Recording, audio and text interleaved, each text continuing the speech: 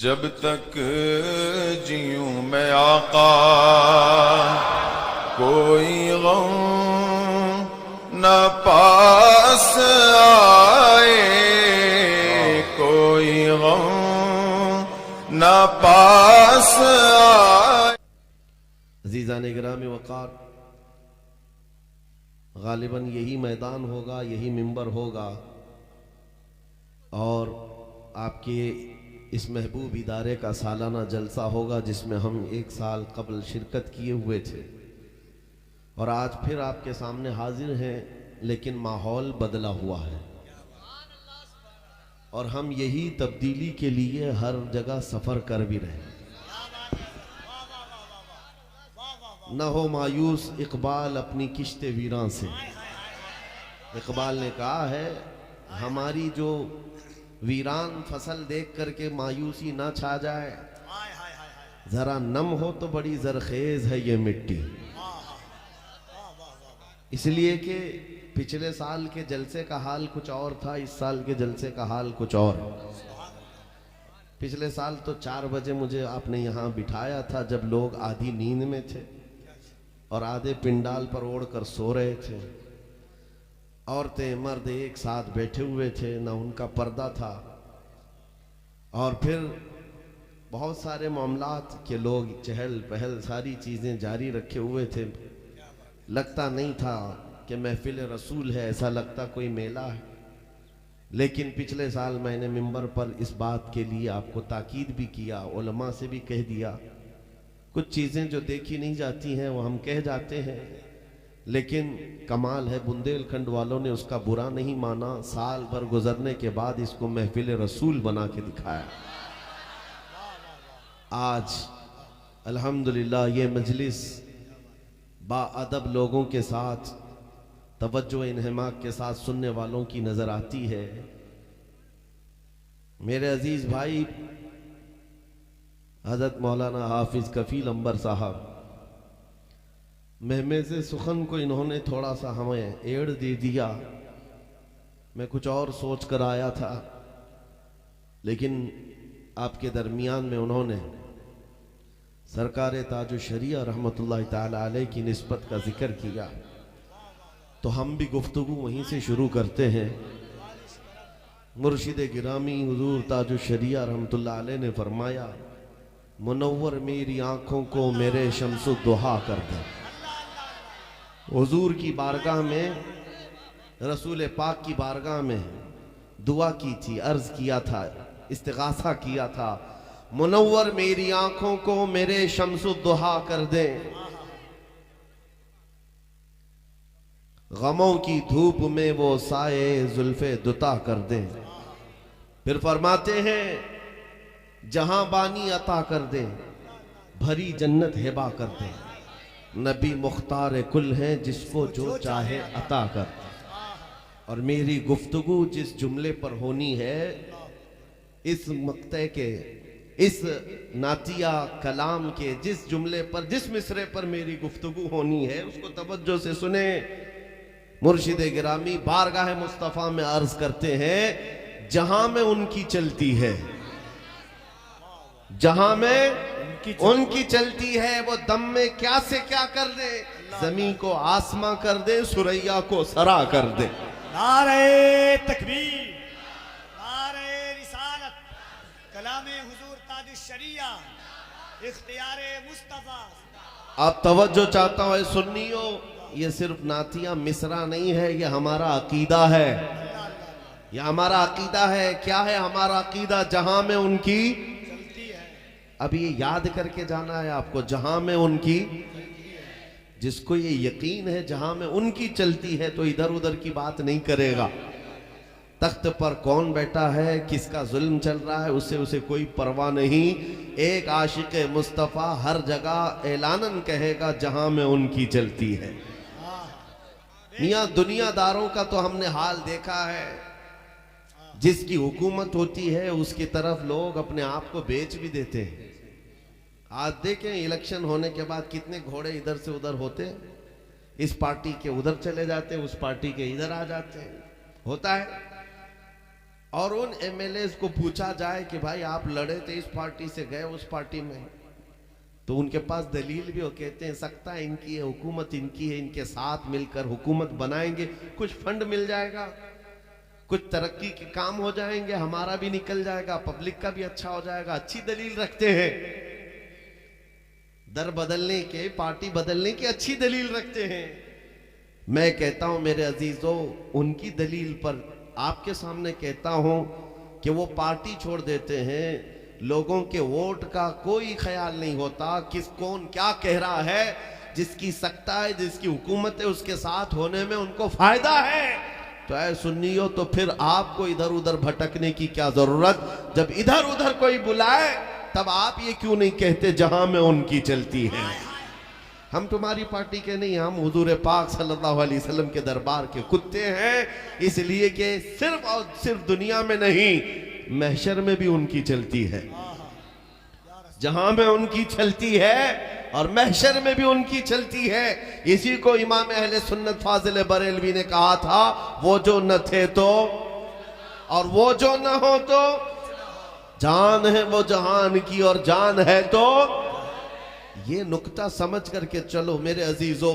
हुजूर सैयदुल उलमा मारहरवी रहमतुल्लाह ताला अलैह अपने वक्त के एक अजीम खतीब भी थे, नब्बाज़े कौम भी थे।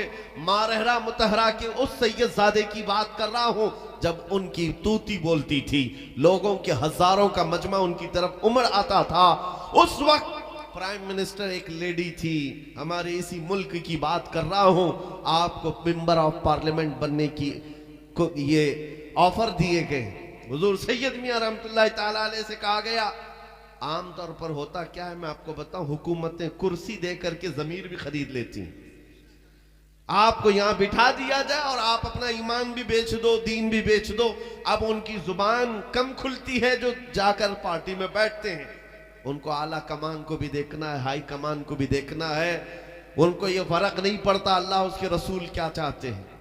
बहुत सारे लोगों का हाल ये बन जाता है, जब एक आशिक रसूल को वक्त के ताकत ने ऑफर किया था कि आओ आप कुर्सी ले लो पार्लियामेंट की मेंबर की, आप इस पर आ जाइए, राज्यसभा की मेंबरशिप आपको दे दी जाएगी, तब तारीखी जुमला मारहरा मुतहरा के उस अजीम सैयदजादे ने कहा था, जिसके पास आयतल कुर्सी हो उसे तुम्हारी कुर्सी की जरूरत नहीं। वाह वाह वाह वाह। और उन्हीं बुजुर्गों का ये जुमला रहा है मेरे अजीजों, जहां में उनकी चलती। ये हुकूमत क्या कम है जो हमें मिली हुई है, ये कुर्सी क्या कम है जो हमें मिली हुई है। ये वोटों से नहीं मिलती, हुजूर के कदमों की नौकरी से मिलती है। नबी करीम सल्लल्लाहु ताला अलैहि वसल्लम की वफादारी करने वाले को सिर्फ 5 साल की कुर्सी नहीं दी जाती, 10 साल की कुर्सी नहीं दी जाती। हुजूर पाक के दरबार की वफादारी करने वाले को 800 साल गुजर जाए, अजमेर की कुर्सी अभी हिलाई नहीं जाती, ये हमेशा की हो जाती है। क्यों? जहां में, याद रखना सुनियो, जहां में चलती है। आप ही को कंप्लीट करना है मेरी आधी गुफ्तगू को, इसलिए कि जितना यकीन तुम्हारे दिलों में हो जाएगा, फिर उसके बाद एक दिन आएगा जब यहाँ काले झंडे, हरे झंडे, लाल झंडे, नीले झंडे, पट्टे ढालकर इलेक्शन के मौसम में लोग आएंगे, तब एक आशिक रसूल पुकार कर कहेगा, किसी की जय विजय क्यों पुकारे, क्या गरज हमको, हमें काफी है सैयद अपना नारा या रसूल अल्लाह, हमें काफी है सैयद अपना नारा। जब हुजूर पाक सल्लल्लाहु ताला अलैहि वसल्लम के मुतालिक तुम्हारा अकीदा है कि हुजूर की चलती है, हुजूर पाक सल्लल्लाहु ताला अलैहि वसल्लम को रब्बुल जलाल ने वो इख्तियारात दिए। अच्छा, एक मिसाल से मैं बता देता हूँ, एक तवज्जो, पिछले जमाने में जो बादशाहों की हुकूमत चलती थी उसकी एक अलामत होती थी। अगर आपने पढ़ा है तो आपके लिए अच्छा है, नहीं पढ़े थे और नहीं देखे थे तो सुन ले। बादशाह जब कुर्सी पर बैठता था तो उसके अगल बगल वजीर बैठते थे, वजीरों की कुर्सियां भी लगती थी। अब सुनिए, बादशाह सुबह से शाम तक लोगों की बातें सुन रहा है, रियाया के मसले हल कर रहा है। कोई शिकायत लेकर के आया, कोई किसी कबीले का, कोई किसी गांव का, किसी शहर का, बादशाह शाम तक रियाया की सुन रहा है। लेकिन रियाया की सुनने का वक्त कब तक रहता है? बादशाह कब तक सुनता रहेगा? उसके लिए एक अलामत थी पिछले जमाने में। अगर अगल बगल से वजीर खड़े हो गए, कुर्सी छोड़कर खड़े हो गए, तो यह अलामत थी कि अब बादशाह रियाया की नहीं सुनेगा, छुट्टी हो गई। वजीर अगर खड़े हो गए हैं, चाहे बादशाह कुर्सी पर बैठा हो, तो रियाया के लिए यह था कि अब यह अलामत है, अब बादशाह के यहां आगे कोई नहीं आता। हुकूमत सल्तनत में जो सुनने का वक्त था वो खत्म हो गया। फिर अगली बार देखा जाएगा, अगली नशिस्त में देखा जाएगा। वजीरों का खड़ा हो जाना यह अलामत थी कि बादशाह की कुर्सी अब खत्म हो गई। मेरे अजीजों, तवज्जो, इस मिसाल को जहन में रखो। मेरे मुस्तफ़ा करीम सल्लल्लाहु अलैहि वसल्लम के दरबार में आओ। मेरे आका सल्लल्लाहु अलैहि वसल्लम इरशाद फरमाते हैं, अल्लाह ने मुझे 4 वजीर दिए। जब बादशाह बनाया है तो वजीर भी होंगे ना। 4 वजीर दिए, 2 आसमान में, 2 जमीन में। आसमान में 2 वजीर जिब्राइल और मीकाइल हैं, और जमीन में 2 वजीर हजरत अबू बकर व उमर हैं। ये हुजूर पाक सल्लल्लाहु अलैहि वसल्लम के 4 वजीर हैं। देखना, जितनी भी हदीसें आप उठाएंगे, अक्सर में जो सहाबा रिवायत करते हैं कि हुजूर फलां जगह तशरीफ लाए, साथ में अबू बकर व उमर भी थे। मेरे घर हुजूर तशरीफ लाए, अबू बकर व उमर साथ थे रदी अल्लाह अन्हुमा। अक्सर हदीसों में हजरत अबू बकर, हजरत उमर का जिक्र साथ साथ मिलता है। अरे बादशाह है तो वजीर भी साथ है। जब हुजूर बैठे हैं तो हजरत अबू बकर उमर साथ हैं। जब नमाज पढ़ा रहे हैं पहली सफ में साथ है, हर जगह साथ है। आज तुम्हें एक बात बताना चाहता हूं मेरे अजीजों, आज नबी करीम सल्लल्लाहु अलैहि वसल्लम के रोज़े अतहर पर जाओ, गुंबद खदरा के नीचे अल्लाह के हबीब सल्लल्लाहु अलैहि वसल्लम आराम फरमा है, और हुजूर की कब्र के बगल में अबू बकर भी हैं और उनके बगल में हजरत उमर भी हैं। ये दोनों वजीर आज भी रसूलुल्लाह के साथ साथ आराम कर रहे हैं। ये इस बात की अलामत है बादशाह अब भी अपनी कुर्सी पर बराजमान है। वजीर जब तक साथ बैठे होते हैं, बादशाह रियाया की सुन रहा होता है। या हजरत अबू बकर और उमर कयामत तक मेरे आका के साथ सोए होंगे और पूरी दुनिया को ये बता रहे होंगे जहां में उनकी चलती है।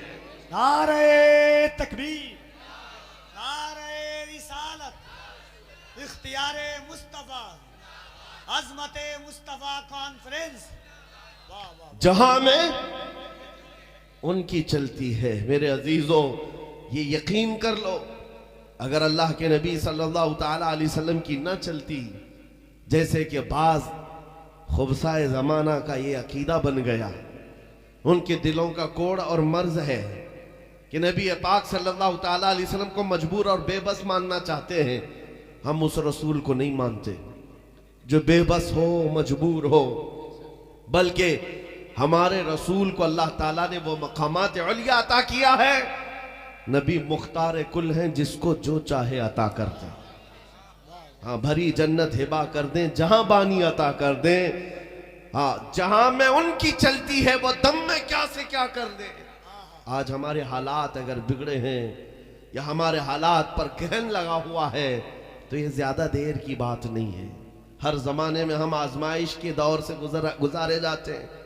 हर दौर में हमारे साथ मुश्किलात और मशक्कतों का सामना करना हुआ है, लेकिन इसका मतलब ये नहीं कि इस्लाम खत्म हो गया, जमातें टूट गई।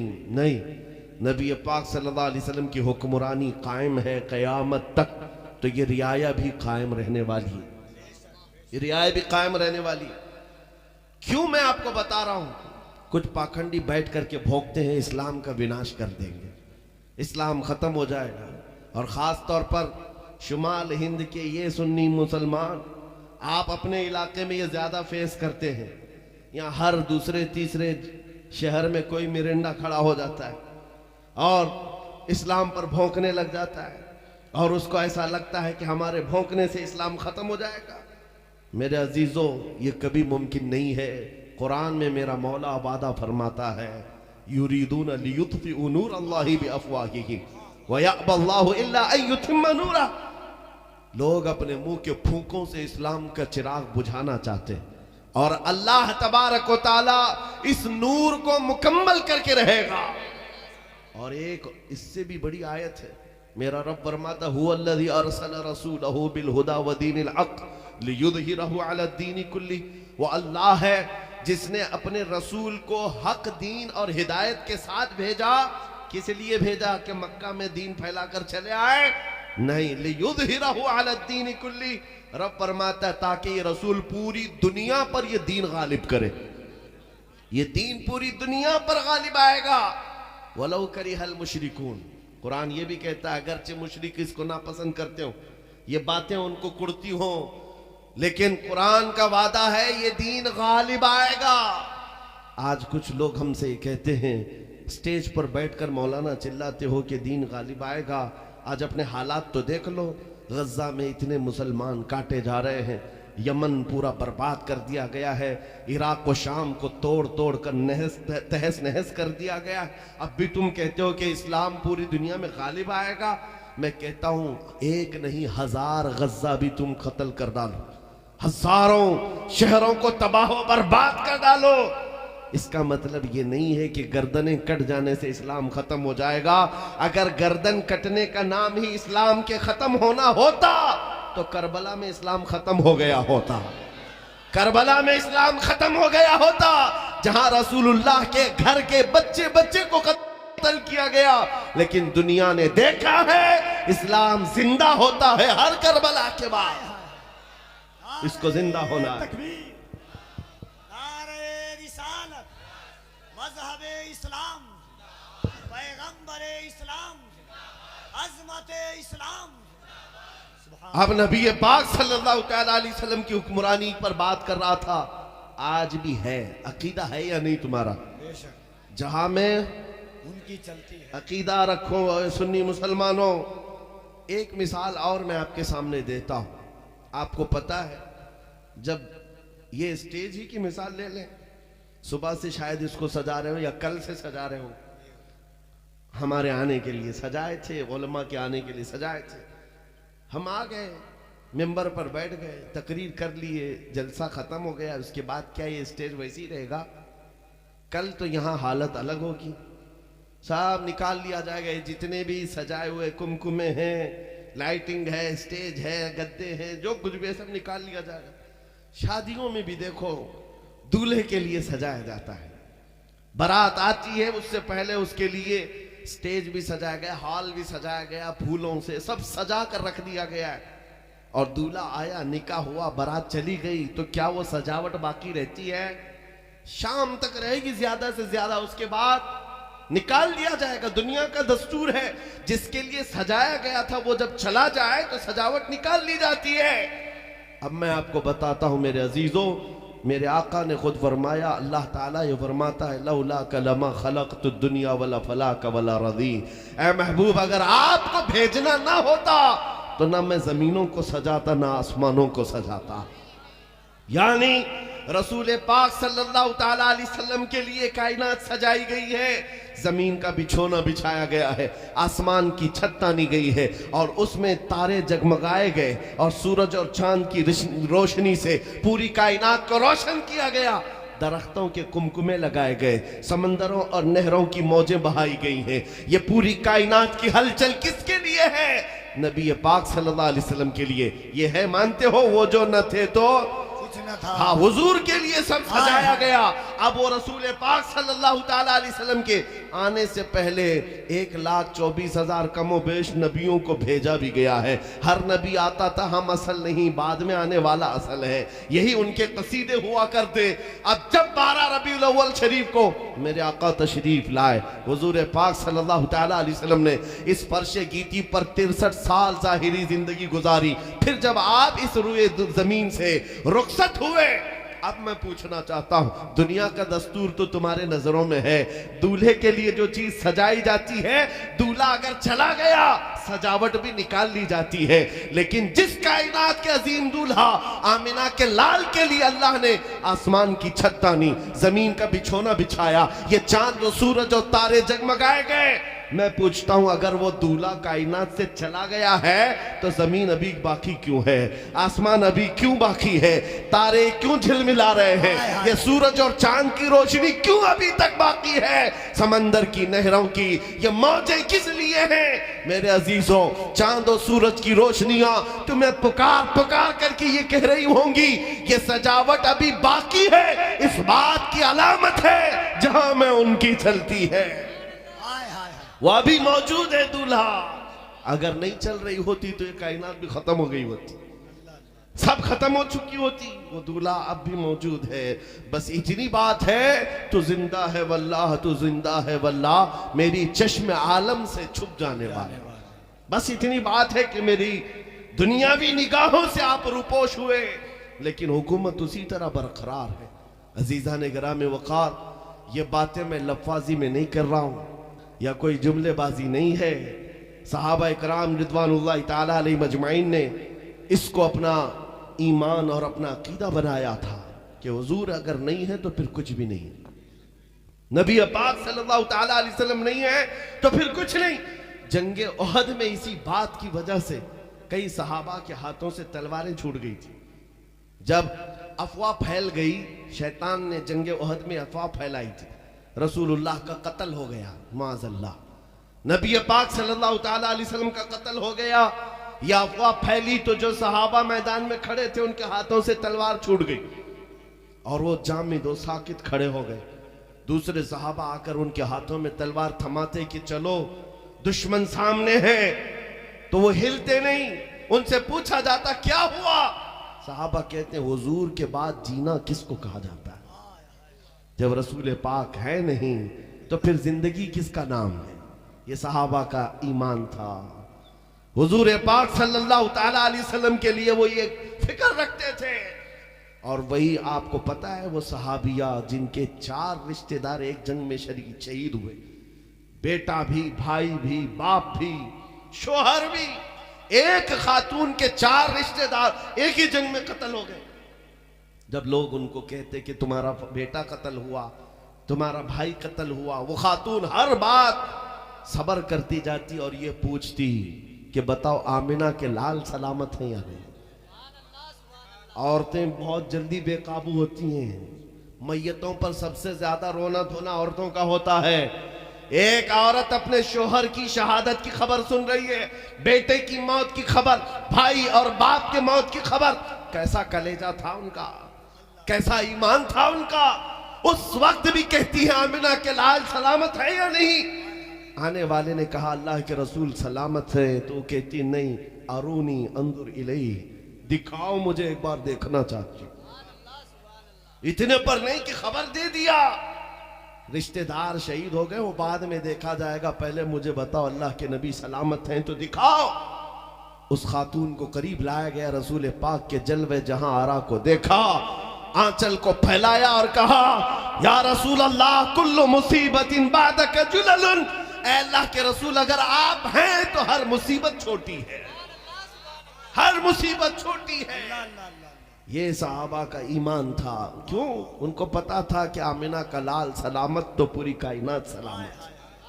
तुम अपनी हुकूमत बचाने की तो फिक्र में रहो, यहां हो ये राह है कि इसके उसके लिए पता नहीं कितनी जिंदगियां तबाह हो गई हैं।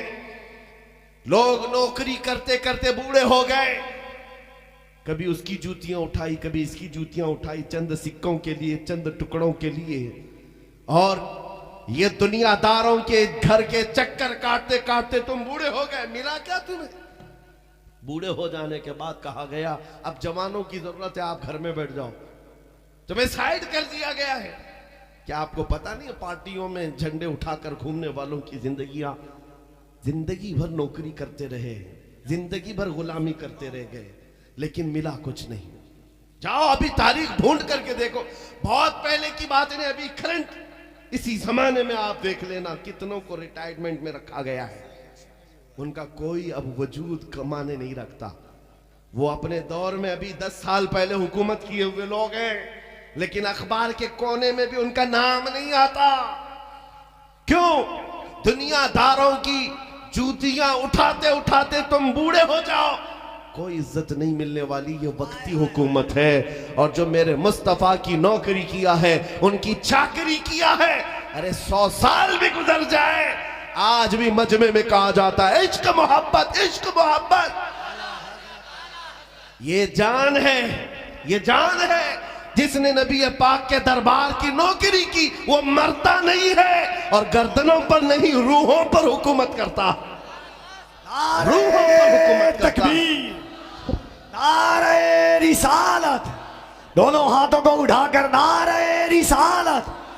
इश्क मोहब्बत, इश्क मोहब्बत, इश्क मोहब्बत, इश्क मोहब्बत। बस्ती बस्ती करिया करिया, नारे तकबीर, नारे रिसालत। वाह वाह। मेरे अजीजों, ये सिर्फ बात नहीं, लिख करके रख लेना। अगर आपको ऐसा लगता है कि ये बरेली के करीब वाले लोग हैं, बरेली की बात करते हैं, लिख करके वसीयत करके चले जाना, बच्चों को भी बताकर, बेटा हमारे बाद 100 साल के बाद भी जमाना आए तो देखना, मौलाना ने कहा था इनका, बरेली वालों का नाम तुम्हारे जमाने में बाकी रहेगा या नहीं। तुम्हारे बच्चे 100 साल के बाद भी कहेंगे आला हजरत, आला हजरत। क्यों? कयामत तक ये नाम बाकी रह जाएगा। क्यों?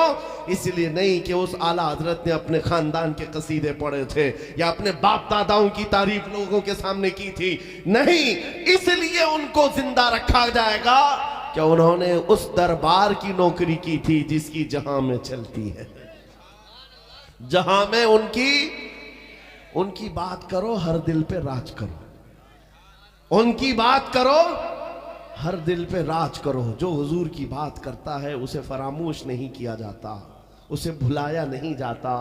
अबू जहल, अबू लहब, उतबा, शैबा ये गुस्ताख थे, गुस्ताखियां करके चले गए, लेकिन आपको याद है उन्होंने क्या गुस्ताखी की थी? जुमले किसी को याद नहीं। और हमारे इस हिंदुस्तान में जो पाखंडी कुत्ता भौंकता था हुजूर की शान, हो सकता है अपने जमाने के नौजवानों को याद हो, बाद में आने वाले बच्चों से पूछो, इनको वो भी याद नहीं होगा कुत्ता कहां मर गया, खबर भी नहीं होगी।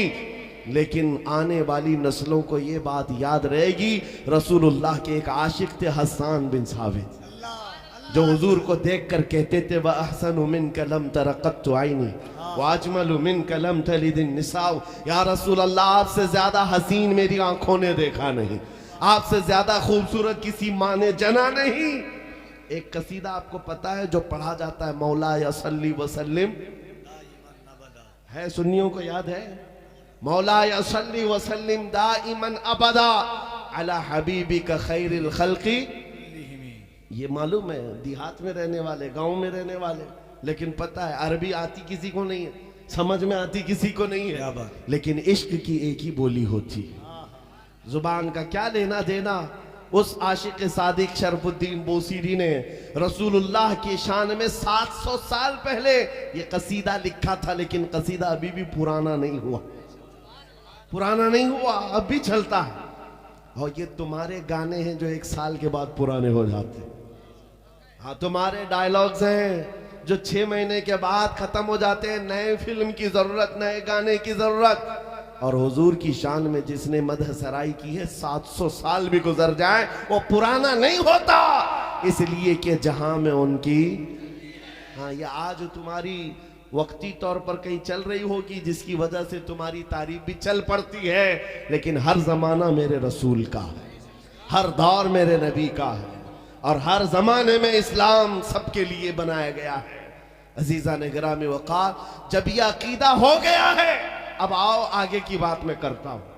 इतनी बात सबके लिए पक्की है जहां में उनकी, इतनी बात पक्की है, दिल से कह रहे हो आप, जहां में उनकी, और जिसकी चलती है उसके दरबार में आना चाहिए या हेरे गहरे नत्थू खेरे के पास जाना चाहिए? जिसकी चलती है उसके यहाँ आना है। इसी को बरेली के इमाम ने कहा था, आज ले उनकी पनाह, आज मदद मांग उनसे, कल न मानेंगे कयामत में अगर मान गया। आना कहाँ है आपको? जहां में उनकी चलती है। और यार इतना ही नहीं मेरे अजीजों, कब्र में भी उनकी चलती है। हाँ, सिर्फ जहां में नहीं, कब्र में भी बहुत सारे यहीं अटकते हैं।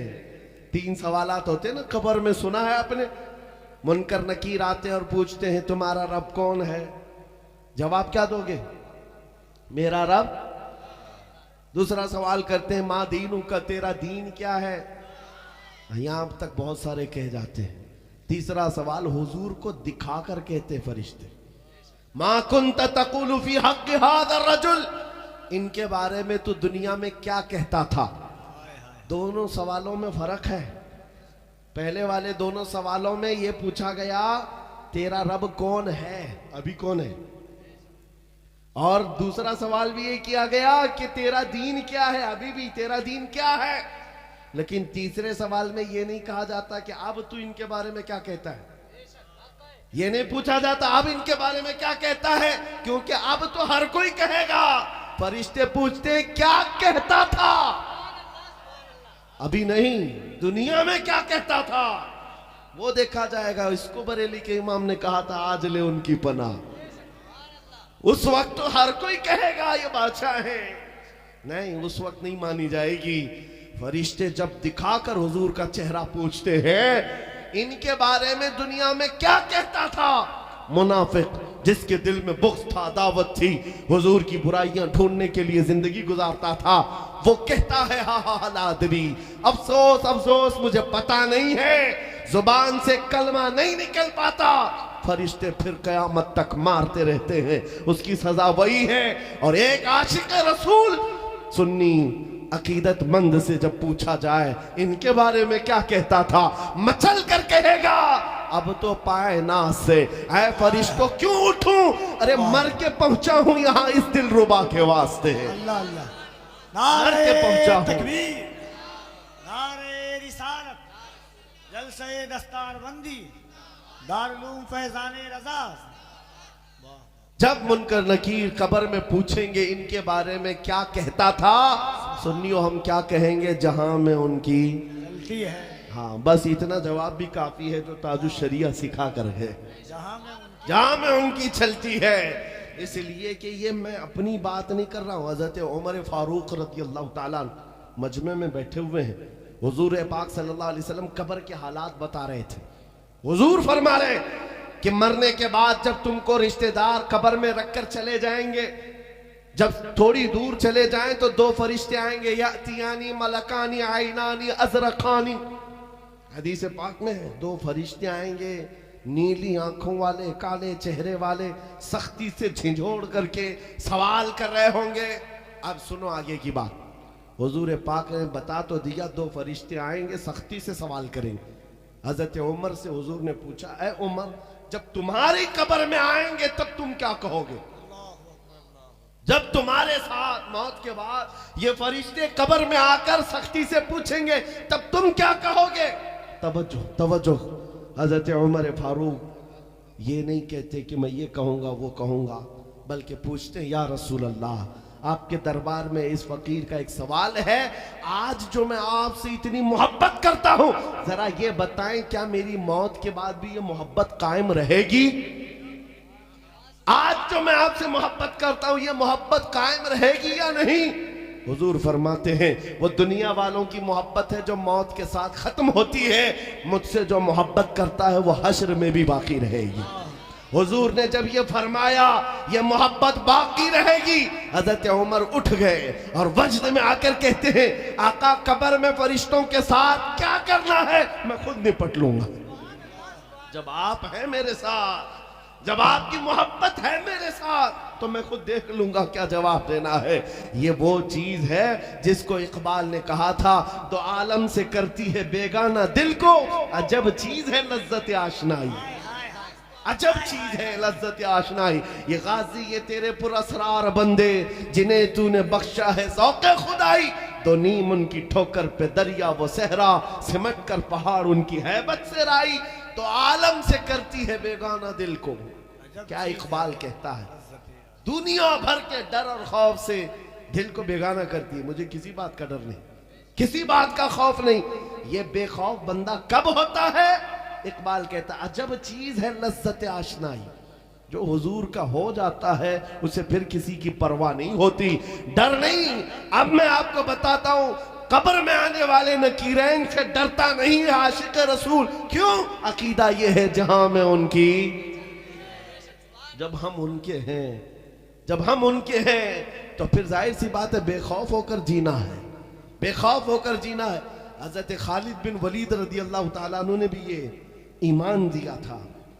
रोमी फौजियों से लड़ने के लिए गए थे, बहुत बड़ा लश्कर था, 1 लाख फौजी खालिद बिन वलीद के सामने खड़े थे। और हजरत खालिद बिन वलीद के साथ जो सहाबा थे, नौजवान थे, सुनो, रोमियों के बादशाह ने टॉन्ट मारकर कहा था, ताना देकर कहा था, अरे ये मदीने से निकल कर के आए हुए सहरा नशीन जिनके पैरों में चप्पल नहीं, कपड़ों पे पैबंद लगे हैं, एक खजूर की घुटली पर दिन गुजारते हैं, ये रोम के उस दबदबे वाले फौज से लड़ेंगे, ताकतवर फौज से लड़ेंगे। तब खालिद बिन वलीद ने क्या कहा था जानते हो? कहा था, रोमी बादशाह को ये मेरा पैगाम सुना दो, तुम्हारी फौज जितना शराब से मोहब्बत करती है उससे कई दर्जे ज्यादा हम मौत से मोहब्बत करते हैं। ये वो फौज आई है रसूलुल्लाह की, तुम शराब से उतनी मोहब्बत नहीं करते होंगे जितनी हम मौत से मोहब्बत करते हैं। ये क्यों? इसलिए कि उनको पता है मौत से मोहब्बत करने वाली एक ही कौम है, वो नबी के दीवानों की है। क्यों? इनके लिए मौत हादसा नहीं है, तोहफा है। इधर आंखें बंद होंगी, उधर मुस्तफा की जियारत होगी। ये मेरे अजीजों, जिसका ये मानना है कि हुजूर पाक सल्लल्लाहु अलैहि वसल्लम की चलती है, फिर वो बेखौफ होकर जीता है, निडर होकर जीता है। आज कई तरह के खौफ तुम्हारे ऊपर डाले गए हैं, कई तरह के खौफ। ऐ सुन्नियों, मैं बार बार गरज करके ये कह जाता हूं, कुछ लोगों को बुरा लगता है तो लगे, हम भी इसी बात के इंतजार में हैं। कुछ लोगों ने हमसे कहा था जेल में डाल दिए जाओगे और बहुत सख्त मामलात हो जाएंगे। मैं तो कहता हूं हम उसी इंतजार में तो है, हुजूर पाक के नाम पर। मैं तो ये भी कहता हूं जो माररा मुतहरा के अजीम बुजुर्ग अल्लामा नज़मी मारहरवी रहमतुल्लाह अलैह ने फरमाया था, इश्क गर जुर्म है तो फांसी की सजा दो मुझको। हाय हाय हाय हाय। इश्क गर जुर्म है, फांसी की ये सजा दुनियावी इश्क की बात नहीं कर रहा हूं, हाँ आमिना के लाल की इश्क की बात कर रहा हूं। इश्क गर जुर्म है, फांसी की सजा दो मुझको, दरे महबूब पे लेकिन ये सजा दी जाए। हाय हाय। ख्वाहिश इतनी है कि दरे महबूब पे लेकिन ये सजा दी जाए। अजीजा ने गिरामी वक़ार, बेखौफ होकर के अपनी बकिया जिंदगी गुजारो। जितना जीना है अल्लाह ने मुकद्दर कर रखा है, मरना है अगर तो मच्छर और चूंटी से भी मर जाओगे, और अगर अल्लाह ने मौत नहीं रखी है मोदी और योगी से भी नहीं मरोगे, नहीं मरोगे, क्योंकि वो मौत के फरिश्ते नहीं है। मौत तो हयात अल्लाह के दस्ते कुदरत में है, रब तबारक व तआला के दस्ते कुदरत में है। किसने तुम्हें मौत से डरा रखा है? किसने तुम्हें इस दुनिया के खौफ से जीने पर मजबूर किया है? बात सिर्फ इतनी है कि उनके जो हम गुलाम थे, खल्क के पेशवा रहे, उनसे फिरे जहां फिरा फिराई कमी वकार में। आज जो इस तरह के जीने पर मजबूर हुए, एक ही बात है, हुजूर की तरफ आ जाओ, उनकी हुकूमत है मियाँ, दुनिया में भी है और आखिरत का मामला। मैंने तो कब्र का सुनाया, आखिरत की बात पता है आपको? आपको मालूम है, हदीसें सुनते हैं, उलमा से बयान सुनते हैं, पूरी मखलूक सबसे पहले कहाँ जाएगी? आदम अलैहिस्सलाम के पास। ये पता है ना सबको। और शफाअत किससे होना है? हुजूर से ही है, ये भी सबको पता है। एक बार नहीं 40 बार सुन चुके होंगे हदीसों को कि क़यामत के दिन पूरी मखलूक आदम अलैहिस्सलाम के पास जाएगी, सिफारिश करेंगे कि हमारी शफाअत कर दें, वो मना कर देंगे, कहेंगे किसी और के पास जाओ। ये हजरत नूह अलैहिस्सलाम के पास जाएंगे, वहां से इब्राहिम अलैहिस्सलाम, वहां से इस्माइल अलैहिस्सलाम, वहां से मूसा अलैहिस्सलाम, वहां से ईसा अलैहिस्सलाम, सारे नबियों के पास। बेखबरी से ये खल्क फिरती रहेगी, मखलूक को फिराया गया। मैं आपसे पूछता हूं, जब सब हदीसें सुन चुके हो, आखिर में कहां पहुंचोगे? हुजूर के पास। और हुजूर पाक क्या फरमाएंगे? अना लहा, मैं इसी के लिए तो बैठा हूं। जब आपको ये पता है तो डायरेक्ट क्यों नहीं चले जाते? सब सुन करके मरे हैं यहां दुनिया में, फिर कयामत के दिन डायरेक्ट क्यों नहीं चले जाते? मेरे अजीजों, इतना आसान नहीं है। मेमोरी पावर खत्म हो चुका होगा, कयामत के दिन मंजर ऐसा होगा कि दुनिया में क्या क्या सुने हो याद नहीं, तुम्हें फिराया जाएगा। पहले आदम अलैहिस्सलाम से लेकर ईसा अलैहिस्सलाम तक, लेकिन यह भी क्यों फिराया गया? आला हज़रत की सुनो, कहते हैं खलीलो नजी मसीहो सफी, सभी से कहीं न बनी। खलीलो नजी मसीहो सफी, सभी से कहीं न बनी। ये बेखबरी की खल्क फिरी कहां से कहां तुम्हारे लिए, कहां से कहां तुम्हारे लिए। हुजूर पाक सल्लल्लाहु ताला अलैहि वसल्लम के दरबार में आखिर में लाया गया है इस बात के लिए, सिर्फ इस बात के लिए, फकत इतना सबब है इन्हें कादे बज़्म महशर का कि उनकी शान महबूबी दिखाई जाने वाली है।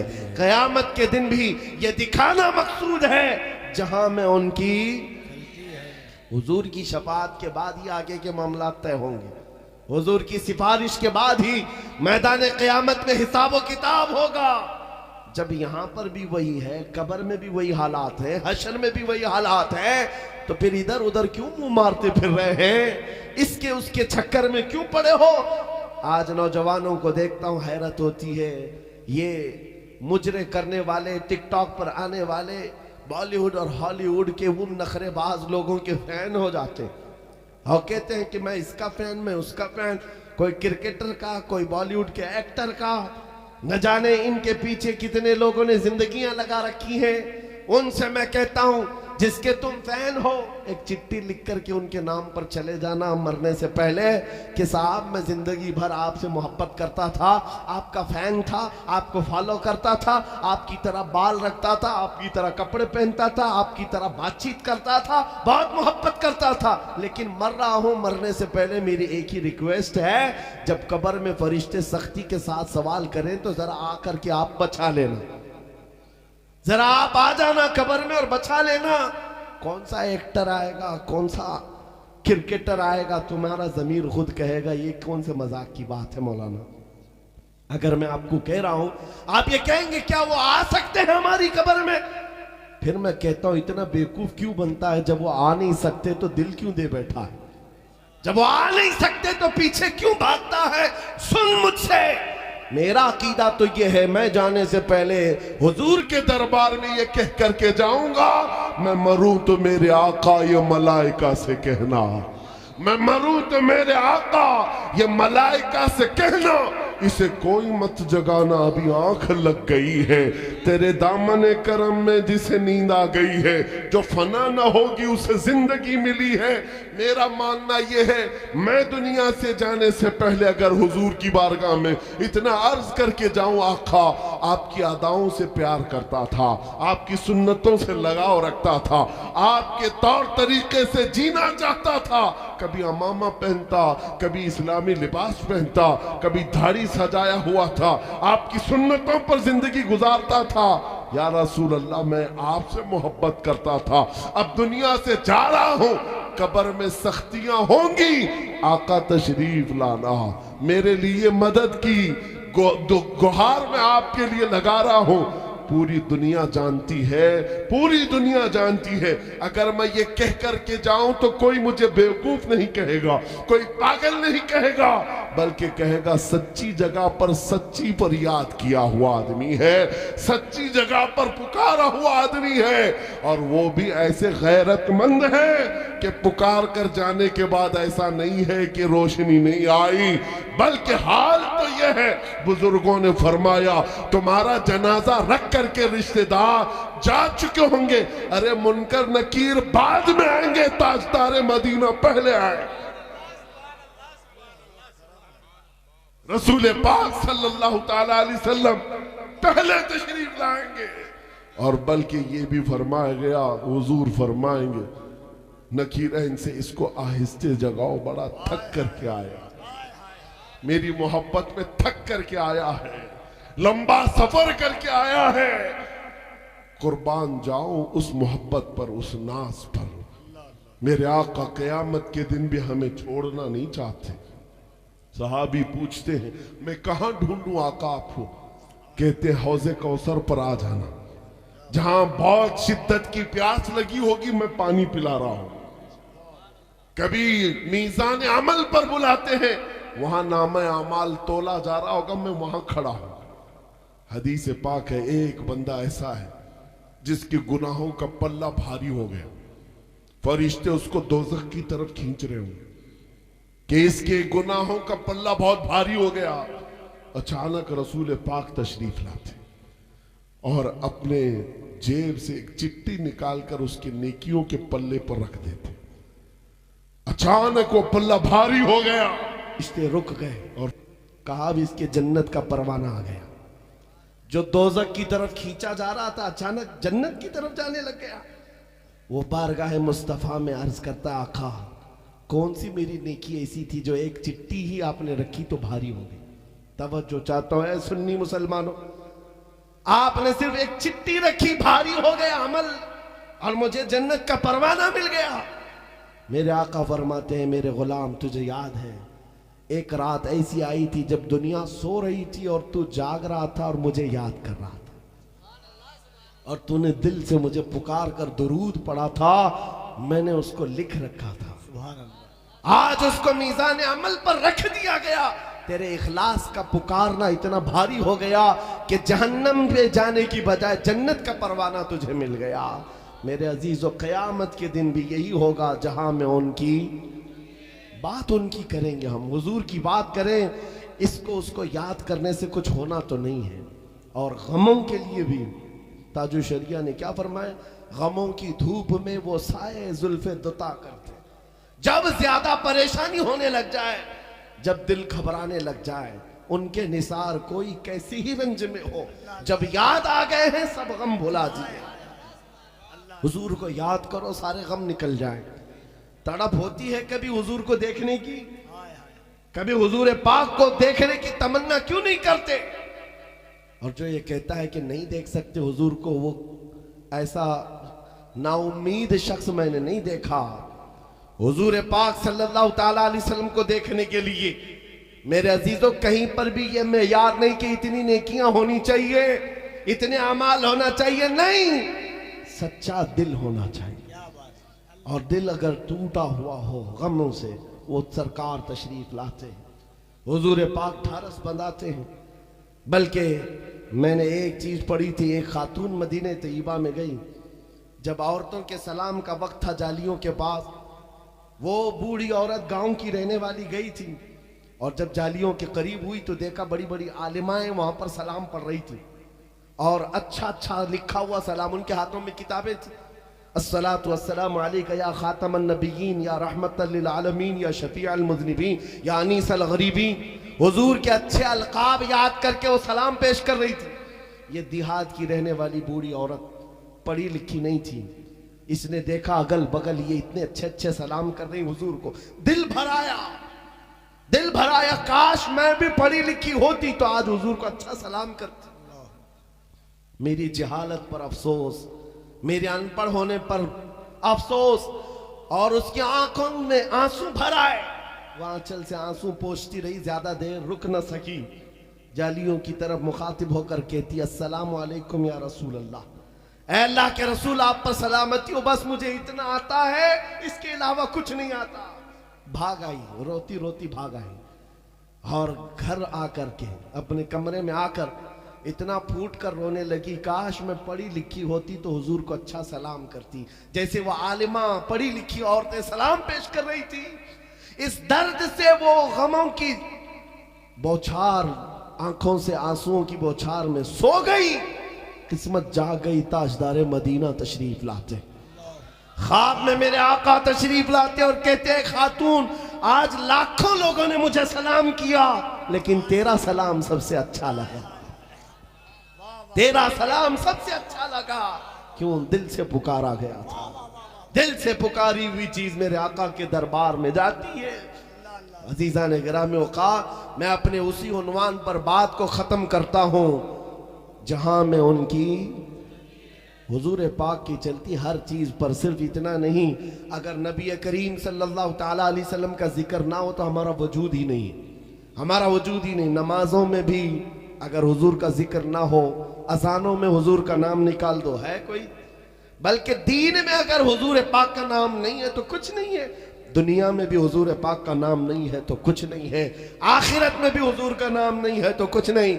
बल्कि वो कलमा जिससे हम पूरे मुसलमान बनते हैं, नबी का नाम नहीं है तो कुछ नहीं है, पूरा कलमा भी हुजूर पाक के नाम के साथ बनता है। अजीजा ने गिरामी वकार आला हज़रत फाजिल बरेलवी रहमतुल्लाह अलैह की बात सुनो। आज नौजवानों में आपसे एक रिक्वेस्ट करके जाता हूं, दिल दर्द करता है हालात देख करके। तुम्हारे हालात कब बदलेंगे, कब बदलेंगे? तुम्हारे ये बालियां पहनना, चूड़ियां पहनना, चोटियां रखना, ये कब खत्म होगा? तुम्हारे ये कपड़े फाड़ करके पहनना और नशे में मुक्त, नशे में धुत, ऐसी जिंदगियां कि हर मोहल्ला आज हमारा नशा से जूझ रहा है। छोटे से बच्चे 7 साल 8 साल के बच्चे नशा करने लगे, जानबूझ करके तुम्हारे हाथों में नशा पकड़ाया जाता है। पूरे हर जगह का हाल ये है, एक जगह की बात नहीं कर रहा हूं, मुंबई हो कि दिल्ली हो कि पूना हो कि कलकत्ता हो, हर जगह देख कर आया। मुसलमान मोहल्लों में सबसे ज्यादा ये नशा पहुंचाया जाता है। कौन है ये पहुंचाता है? कौन पहुंचाता है? जबकि सबको पता है बेचने वाला कौन है, खाने वाला कौन है, आता कहां से है। तुम अनजाने में भटक गए और इन हालतों के शिकार हो गए। जानते हो ये दुनिया क्यों तुम्हें इस तरह पागल बना रही है? इसलिए कि इन दुनिया के कुत्तों को पता है मोहम्मद अरबी का शेर अगर बेदार हो गया तो कई कीड़ों की मौत आ जाएगी। इनको नशा में सुलाए रहो, इनको नशा में धुत रखो। कभी ये ड्रग्स का नशा, कभी इंटरनेट का नशा, कभी चरस गांजा भंग, और कभी जो है उरियानियत का नशा। और एक नौजवान दौलत, औरत और शबाब के पीछे पागल हुआ जा रहा है। जबकि ऐ नौजवानों, तुम्हें जो जिंदगी दी गई है ये इंटरनेट पर खर्चा करने के लिए, रात भर पबजी खेलने के लिए और नशा में धुत पूरी रात गुजारने के लिए, ताश के पत्ते, शराब की बोतलों के लिए नहीं दी गई। तुम्हें जो जिंदगी दी गई है वो सिर्फ इसलिए, जिंदगी ये नहीं किसी की किसी के लिए, जिंदगी है नबी की। अरे ना समझ मरते हैं जिंदगी के लिए, जीना मरना है सब कुछ। यही ताजु शरिया फरमा कर गए थे, नौजवानों जीना मरना है सब कुछ, जीना मरना है सब कुछ। और नबी के लिए ही हमें जिंदगी दी गई है, हुजूर के लिए जिंदगी दी गई है। हमारी धड़कनें हुजूर के नाम की हैं, हमारा जो नाम है वो हुजूर के नाम से वाबस्ता है। आबरूए मा जना में मुस्तफा अस्त, हमारी इज्जत व आबरू नबी के नाम से वाबस्ता है। अगर हुजूर के साथ तुम्हारी वफादारी बरकरार रही, इज्जतें देखने को आपको मिल जाएंगी। और मैं तो कहता हूं आजमाई हुई बात है, हमको कौन जानता, हमको कौन पहचानता है। आज इस छोटे से गांव में मैं आया हूं। अरे यहां रुक करके एक बात ये भी कह दूंगा, कफील अंबर साहब आप भी बता दें लोगों को, बदगुमानियां जो फैलाई जाती है, मुफ्ती साहब, सलमान अजहरी साहब बड़े बड़े शहरों में ही जाते होंगे, छोटी जगह नहीं आते होंगे। हम उन गांवों में गए जहां गाड़ी भी नहीं चलती। यहां पर आपके गांव में तो पता है मेरे अजीजों, हमारे लिए शहर और गांव माने नहीं रखता, आशिकाने मुस्तफा की जमात माने रखती। वाह वाह वाह। जहां होंगे ये जंगल में भी होंगे तो हम जाएंगे इंशाअल्लाह, दरिंदों के बीच में होंगे तो भी जाएंगे। इतना जिगर तो रखते हैं, इतना जिगर रखते हैं। इसलिए कि हमें पता है मैं अपने बाप की बात करने नहीं जाता, अमीना के लाल की बात करने जाता। नारे तकबीर, नारे रिसालत। हम जब उस रसूल की बात करने जाते हैं तो डर किस बात का है? वाह वाह वाह। मियां तुम आलमपुर में बुलाए हो आज, कल जंगलपुर में भी बुलाओ, हाजिर होंगे। इसलिए कि अकीदा हमारा ये है, शहर में भी उनकी चलती है, जंगल में भी उनकी चलती है। जहां में उनकी चलती है वो दम में क्या से क्या कर दे, जमीन को आसमां कर दे, सुरैया को सरा कर दे। एक सहाबी हजरत सफीना जंगल में रास्ता भटक गए थे, मदीने के रहने वाले जंगल में रास्ता भटक गए थे। कहते रास्ता ढूंढ रहा था, अचानक सामने शेर आ गया। शेर आया, मुंह फाड़ते हुए आया, और शेर को देख करके अच्छे अच्छों की हालत खराब हो जाए, मगर वो नबी का गुलाम है। शेर आ रहा है आगे से, आपने क्या कहा? या अबल हारिस अना मौला रसूलुल्लाह। शेर को पुकार कर कहा, है दरिंदे स्वान, मैं रसूलुल्लाह का गुलाम हूं। इतना ही कहा था, मैं रसूलुल्लाह का गुलाम हूं। रिवायत बताती वो शेर सर झुकाए आया, उनके तलवे चाटने लगा, उनके तलवे चाटने लगा। और कहते हैं हजरत सफीना के दुम हिलाते वफादार कुत्ते की तरह शेर मेरे आगे आगे चलता रहा, मुझे मदीने तक का रास्ता भी वही बता कर गया, मदीने तक का रास्ता भी वही बता कर गया। ये इस बात की अलामत है जहां में उनकी, हाँ, उस निस्बत के साथ जाएंगे, हर चीज को मौला हमारे लिए कर देगा। आपको पता है वो साद इब्ने अबी वक्कास सहाबी रसूल 400 सहाबा को लेकर ईरान जाना चाहते हैं, और इधर इराक है, बीच में दरियाए दजला है। ईरानी फौजियों ने सारे पुल तोड़ दिए कि मुसलमान आ रहे हैं, पुल तोड़ दो, कहीं इधर से इधर आ जाएंगे, हमको मार डालेंगे। पुल पूरे तोड़ दिए। हजरत साद इब्ने अबी वक्कास 400 सहाबा को पूछते जाना तो है उधर, ब्रिज नहीं है, पुल नहीं है, कैसे जाएंगे? साहबा ने नहीं पूछा उड़ के जाएंगे, कैसे जाएंगे आप? कश्ती से जाएंगे, घोड़े थे उनके पास। हजरत साद ने कहा मैं चलता हूं, क्या तुम आने को तैयार? सब ने कहा आप चल रहे तो हम भी चल रहे हैं। हजरत साद अपना घोड़ा दरिया में डाल दिए, हवा में नहीं उड़ाया, मैं वो बातें नहीं कर रहा हूं, दरिया में डाल दिया। पीछे 400 सहाबा ने भी अपने अपने घोड़े दरिया में डाल दिए। वो खरामा खरामा घोड़े ऐसे चलते हुए जा रहे थे और दरिया पूरा उबूर कर गए, घोड़े के टाप भी नहीं भीगे थे। समंदर में डूबना, दरिया में डूबना तो दूर की बात है, पानी नहीं आया उनके घुटनों तक, वो पार करके चले गए। ईरानी फौजी उस वक्त एक नारा लगा रहे थे जो तारीख तबरी में लिखा हुआ है, देवा आमदंद देवा आमदंद। अरे ये तो जिन्नात की जमात आ रही है, जिन्नात की जमात आ रही है, पानी में चलकर कोई कैसे आ सकता है? सहाबा ने उस वक्त कहा था उस दरबार की नौकरी करो, ये दरिया क्या पूरी कायनात तुम्हारी गुलामी पर आ जाएगी। इसलिए कि मौला ने उस बादशाह को बनाया है और उसके अतराफ जितनी चीजें हैं उस बादशाह के लिए है। हम उस आमिना के लाल के नौकर हैं जिसकी समंदरों पर भी चलती है, हवाओं पर भी चलती है। जहां बानी अता कर दे, भरी जन्नत हिबा कर दे, नबी मुख्तार कुल है जिसको जो चाहे। और फिर कहता हूं आखिर में जहां में उनकी, हमारे लिए न समंदर माने रखते हैं, न हवाएं माने रखती हैं, और न ही हमारे लिए पहाड़ों की ऊंचाइयां, बल्कि गुलामान मुस्तफ़ा हर जमाने में दिखाए हैं इस बात को। अरे अभी आज के हालात में मैं बोलूं तो अब मुझे अलग अंदाज में लोग शुमार कर लेंगे, इसलिए कि दज्जाली मीडिया के कुत्ते हर जगह घूमते रहते हैं, हमारी तकरीर के बाद हिस्से काट काट करके चलाते हैं और उनके सामने सिर्फ इतना मिर्च मसाला लगाना रहता है कि ये आतंकवाद भाषा बोल रहे हैं, एग्रेसिव कर रहे हैं, भड़काऊ बातें कर रहे हैं। उनको लगता है तो लगने दो, जब तक भड़कना है भड़कते रहो। इसलिए कि मैं नबी का जिक्र उस वक्त तक सुनाता रहूंगा जो बरेली के इमाम ने हमें सिखाया है, दम में जब तक दम है जिक्र उनका, खाक हो जाए अदू जलकर मगर हम तो रजा, दम में जब तक दम है जिक्र उनका सुनाते जाएंगे। आपने भी हालात में देखा है, एक तरफ सुपर पावर ताकत अमेरिका, दादागिरी पर उसका कोई हिस्सा नहीं दिखता नहीं आज के जमाने में, जिस तरह से लोगों को डराना धमकाना, हर तरफ अपनी फौज भेजना। लेकिन इनसे पूछो 20 साल वो गोरेला जंग लड़कर वापस क्यों आ गए? क्यों आ गए सब बोरिया बिस्तर बांधकर? अरे उन मुल्लाओं से जिसको आज पूरी दुनिया शक की नजर से देखती है, अब उनके साथ ताल्लुकात अच्छे करने पर निकल पड़े लोग। हाँ, अब अच्छे करने पर निकल पड़े, इसलिए कि इनके यहाँ आतंकवाद का कोई मेयार नहीं, ये सिर्फ ताकत की बोली जानते हैं। जिसकी ताकत है वो सही है, जो कमजोर है वो आतंकवादी है। इसलिए अब इनकी हमें नहीं सुनना, ना ही इनकी सर्टिफिकेट की जरूरत है। और जो लोग मुकाबला करने के लिए खड़े हैं उनका ईमान कैसा? गजा के उन बच्चों को देखो, फिलिस्तीन के निहत्थे मुसलमानों को देखो, एक मुल्क भी साथ खड़े होने को तैयार नहीं, और हथियार तो दूर की बात, खाने पीने को अनाज नहीं। सामने सुपर पावर ताकतें पर मिनट मिसाइल दागती हैं।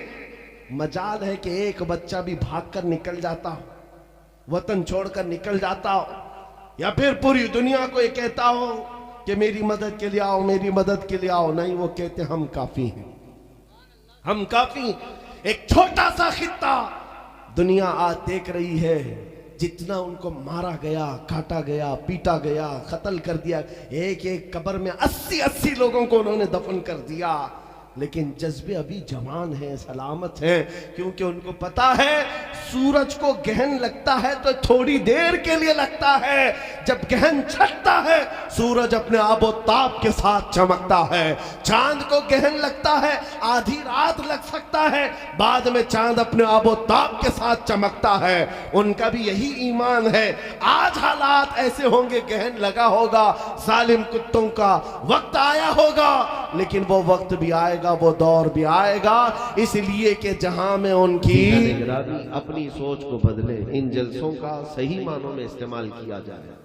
अगर जलसा करना ही होता तो दिन के वक्त आप करते, हल्के बनाते। ये सारे जो उलमा बैठे सबको तो मौका नहीं मिला, अभी 2-3 को जो मौका मिला आप झेल गए होंगे। सबको मौका दिया जाता माइक का, जितने स्टेज पे बैठे हैं, तो पता नहीं कितनी रात हो, कितनी सुबह हो जाए। लेकिन एक तरीका है, ये मैदान पूरा है, सारे यहां पर 10-10 लोग, 15-15 लोग एक हल्के में बैठ जाते। एक आलिम उनके पास बैठता, 1 घंटा उनको वजू के मसाइल सिखाता, उन्हें तयम्मुम के मसाइल सिखाता, इस्तिंजा और गुस्ल के मसाइल सिखाता। 50 उलमा भी हो तो इस मैदान के लिए हर एक अपने अपने काम में मशगूल होता, सिर्फ स्टेज की जीनत नहीं बनते। और आपका फायदा यह होता कि खाली आप इंटरटेनमेंट के लिए नहीं आते, कंबल ओढ़ करके बैठने के लिए, बल्कि कुछ सीख करके जाते, सीख करके जाते। इतने बड़े जलसे से वजू के फराइज नहीं मालूम हो सके तो क्या किया जलसे में? इतने बड़े जलसे में जिसमें लाखों के खर्च हो गए, नहाने का तरीका नहीं मालूम हुआ, नापाक का नापाक ही रहा। जलसे में कौन सा पाक किया गया? मेरे अजीजों, आइंदा के सिलसिले में इस बात पर गौर करें, जलसा इस तरह से हो कि 50 उलमा आए कि 100 उलमा आए, सबको काम पे लगाएं। मैं खुद मैदान में खड़ा रहूंगा इंशाअल्लाह। 10 लोगों को अगर 1 घंटा सिखा दिया जाए मसाइल दीनिया, मैं समझता हूं ये सबसे कामयाब जलसा है। मेरे आका सल्लल्लाहु तआला अलैहि वसल्लम मस्जिद नबवी में तशरीफ लाए थे, सहाबा की एक जमात बैठी थी, मुश्किल से उसमें 8 या 10 सहाबा बैठे थे, मसाइल सीख रहे थे, और उतने ही सहाबा रात के वक्त खड़े होकर इबादत कर रहे थे। हुजूर पाक सल्लल्लाहु तआला अलैहि वसल्लम उनके दरमियान से गुजरे और एक सहाबी से हुजूर ने फरमाया, ये दोनों जमातें इबादत में है, लेकिन इसमें अफजल कौन है जानते हो? रसूल पाक सल्लल्लाहु अलैहि वसल्लम ने फरमाया, वो जो इल्म हासिल कर रहे हैं, जो रात भर खड़े होकर के इबादत कर रहे हैं, उनके लिए नहीं फरमाया, बल्कि जो इल्म हासिल कर रहे हैं उनके लिए फरमाया कि ये उनसे भी अफजल है जो इबादत कर रहे हैं। और मेरे अजीजों, मेरे मुस्तफा की शरीयत का एक मसला रात में याद कर लेना, रात भर नफल पढ़ने से अफजल है, अफजल है। इन तरीकों में थोड़ी सी तब्दीली ले आए और ये देखें, हो सकता है आज इस जलसे में 2 से 3 लाख रुपए का खर्चा हुआ हो। मैं अपने एक मिसाल के लिए कह रहा हूं, साल में 1 मरतबा कर रहे हो, मैं कहता हूं 10,000 रुपए 20,000 रुपए ही इसको खर्च करते रहे, हर महीना करें, हर महीना करें। लेकिन इतने बड़े पंडाल की जरूरत नहीं, इतने बड़े स्टेज की जरूरत नहीं। चंद उलमा हो वो आए, दिन भर आपके साथ बिताएं और आपके साथ वक्त गुजारे, और शाम के वक्त दुआ सलात सलाम के साथ उलमा अपने घर जाएं, आप अपने घर जाएं। महीने में 1 मरतबा भी आप इस तरह से करते रहे तो साल नहीं गुजरेगा कि आधे आलिम आप बन जाएंगे इंशाअल्लाहुल अज़ीज़। आज साल में 1 मरतबा जलसा होगा, फिर अगले साल जब तक पता नहीं कितना जंग लग चुका होगा, कितना जंग लग चुका होगा। मेरे अजीजों, ये बातें हो सकता है कुछ लोगों को कड़वी लगे या बुरी लगे, लेकिन इतनी रात जागकर इतनी ठंडियों में, अच्छा दूसरी बात है, औरतों को, उनके बच्चों को मैदान में इस तरह से जमा करना, इनके लिए अलग से इंतजाम करें। या औरतें, बच्चे, ये सारी यकीनन ये दीन सीखने की गरज से अपने घर से आए होंगे, लेकिन इनको दीन सिखाने वाली कोई आलिमा ही आ जाती तो ये बिल्कुल फ्री होकर उससे सीख सकते हैं। या किसी आलिम दीन से इन्हें सिखाना हो तो पर्दे का बाकायदा इंतजाम किया जाए, माकूल इंतजाम किया जाए। या तो जिस तरह ये मस्जिदों में नहीं आती, इसी तरह हमारे जलसे की आवाज इनके घरों तक पहुंचाई जाए, जो सुनना चाहे वो अपने घर में बैठ करके सुने। इसलिए मैं आपसे कह रहा हूं कि अभी 8 दिन नहीं गुजरे होंगे, बिहार के दौरे से मैं आ रहा था, एक बहुत बड़ा जलसा हो रहा था। जलसे के इख्तिताम पर जो हादसा हुआ वो कहने के काबिल नहीं है, जिसकी वजह से वहां पूरे इलाके में जलसे बंद हैं। क्यों? जलसे के ऐन शबाब के वक्त हो या इख्तिताम के वक्त किसी नौजवान ने किसी नौजवान लड़की को छेड़ा या जो कुछ भी हुआ उनके मामला, बात इतनी बढ़ गई कि उस नौजवान का कत्ल हो गया, मर्डर हो गया। तो क्या इस काम के लिए जलसे? मर्डर हो जाए, कत्ल हो जाए। मेरे आका सल्लल्लाहु तआला अलैहि वसल्लम की वो खबर याद रखें। हुजूर अकरम सल्लल्लाहु तआला अलैहि वसल्लम ने फितने से बचाने के लिए मोमिनों से फरमाया था, इत्तकू मवादिअत तुहम, तुहमतों की जगह से भी बचो। बहरहाल ये मेरी बातें थी जलसे के हवाले से। अगर पसंद आए तो अमल करें, वरना अल्लाह तबारक व तआला अपने दीन के निज़ाम को चला ही रहा है, ये चलता ही रहेगा। दुरूद पाक पढ़ ले, अल्लाहुम्मा सल्लि अला सय्यिदिना मुहम्मद व आलिहि व अस्हाबिहि व बारिक वसल्लम, सलातु व सलामुन अलैका या रसूलल्लाह सल्लल्लाहु तआला अलैहि वसल्लम।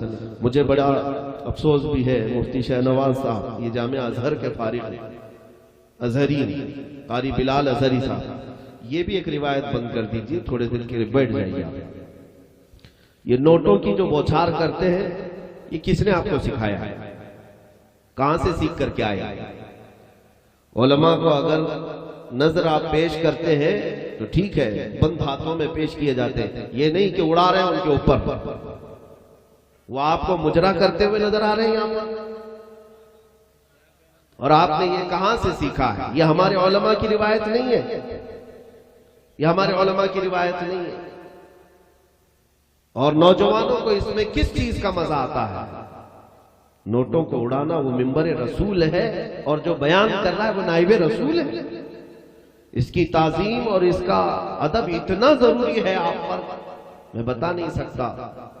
इस चीज का अंदाज हमेशा अदब रखा करें, और अदब से दीन आता है, अदब से दीन आता है। आप ये समझते होंगे चंद नोट या पेश कर देंगे तो ये खुश हो जाएंगे। इस बुरे रिवाज का भी खात्मा करें। हाँ, हम लोग जो है अपना मामूल भी बताएं, नात खां को बुलाएं और नात खां से सुने, नोट खां से नहीं। क्या कहने, वाह वाह वाह। नोट खां से नहीं, नात खां। और नाते पाक पढ़ने वाला भी ऐसा हो कि वो नात पढ़े, आपके दिल में रिक्कत तारी हो और अपने नबी को देखने की तलब पड़ जाए। ये नहीं कि उछल कूद हो रही हो यहां पर, वरना कव्वाली में और उसमें क्या फर्क है। और दूसरे, वो भी जायज कव्वाली की बात नहीं कर रहा, जहां पर सारे लोग अपने नफसानी ख्वाहिशात निकाल कर उछल कूद करने को कव्वाली कहते हैं आज, और दलील के लिए सिमा की बड़ी बड़ी रिवायतें पेश करते हैं।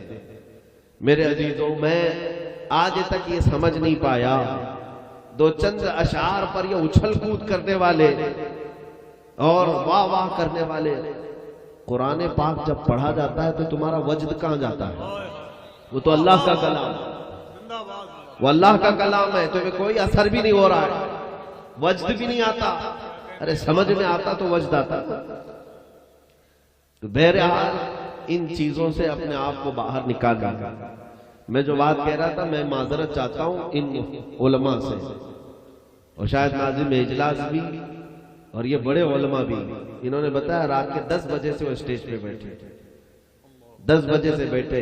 ये तो दीन सीख करके आए जामिया अजहर से, यहां क्यों बैठे? अब तक इतनी रात तक बैठे कि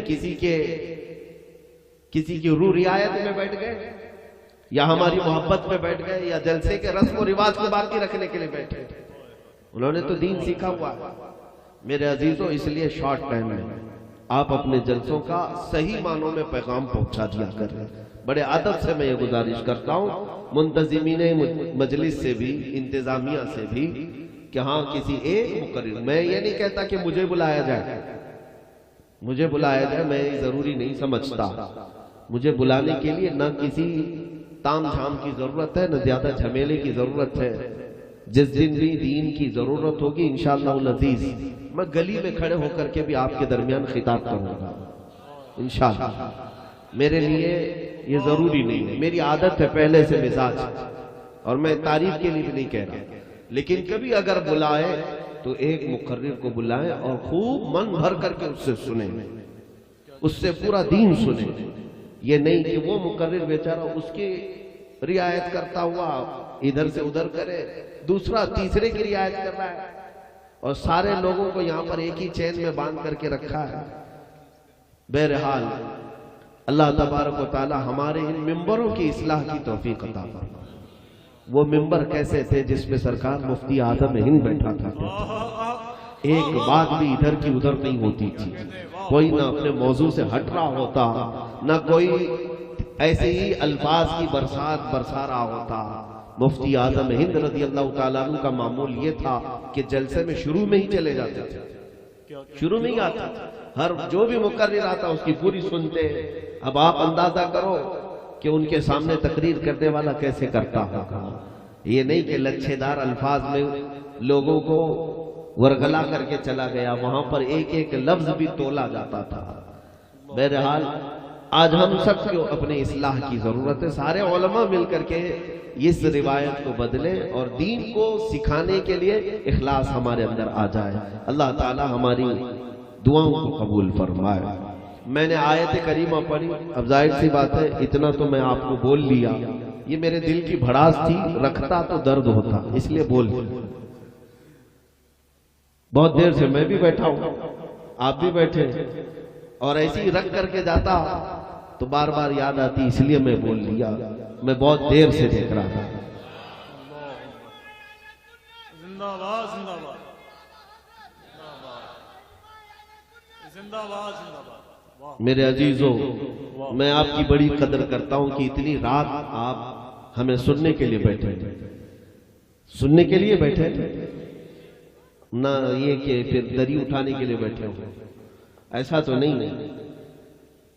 तो बहरहाल इतनी रात में अगर सुनने के लिए बैठे तो ये कमाल है आपका, और ये आपकी मोहब्बत है, और इसका अल्लाह ताला अजर जरूर अता फरमाएगा।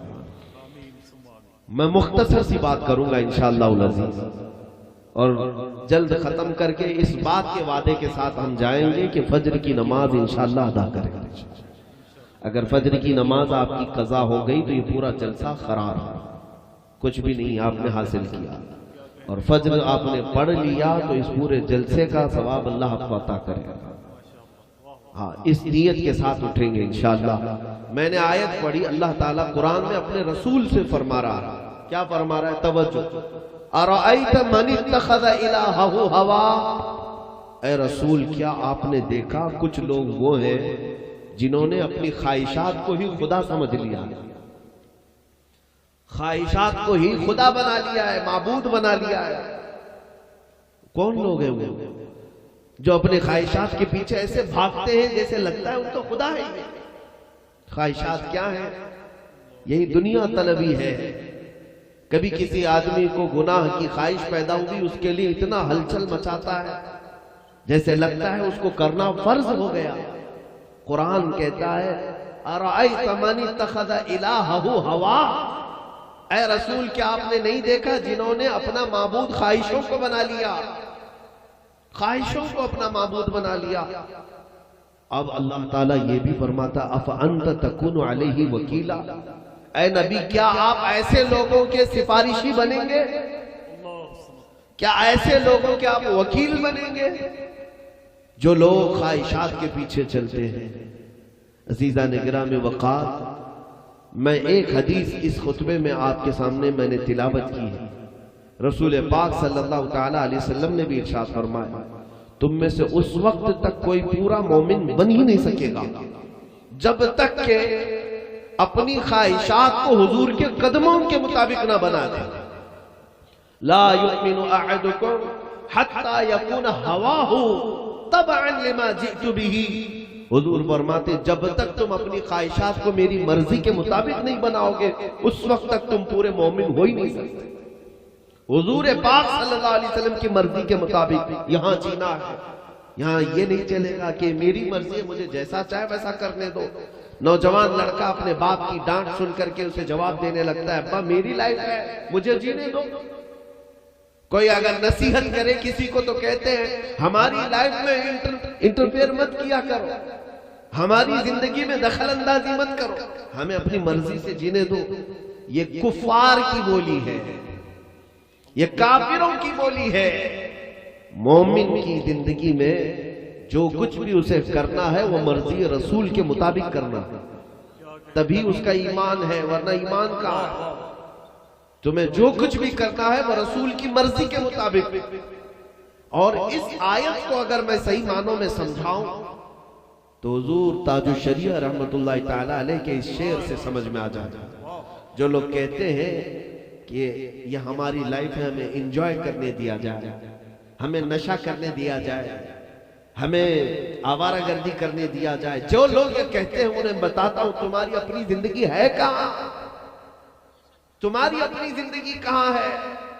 अगर तुम्हारी अपनी ही जिंदगी है तो जब मौत आए तो 5 मिनट और बढ़ा करके दिखा दो, बढ़ा के दिखा दो। तुम्हारी अगर ये जिंदगी है तो ये तुम्हारी जिंदगी हो ही नहीं सकती, अल्लाह की दी हुई है और रसूल की अमानत है।